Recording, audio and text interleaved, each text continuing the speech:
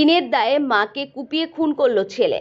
ঘটনাটি ঘটেছে আজ সকালে নওদা থানার বালিওয়ান গ্রাম পঞ্চায়েতের টুঙ্গি ঘোষপাড়া এলাকায়।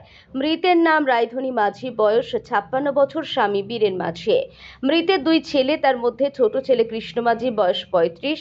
ঋণের টাকা শোধ করার জন্য মায়ের কাছে টাকা চেয়ে না পেয়ে শেষ পর্যন্ত মাকে খুন করলো বলে পরিবারের তথা বাবা এবং দাদার অভিযোগ।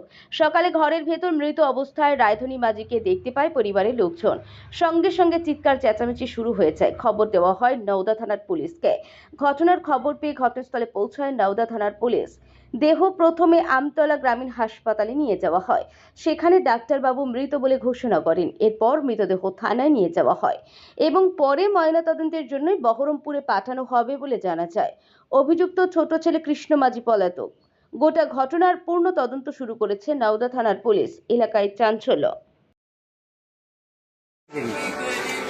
সকালে জানার পর ওই আমাদের ভাগিরা মনে হচ্ছে বোধহয় ফুল আনতে দিতে, যে ওখান থেকে ঘুরে আসছি, ঘুরে এসে ঘরে ঢুকছি, যে চাদর দিয়ে ঢাকা আছে, চাদর দিয়ে ঢাকার পর আমি বলছি হাগো উঠো, গায়ে হাত দিয়ে তুলছি, দিয়ে দেখছি গলা কাটা।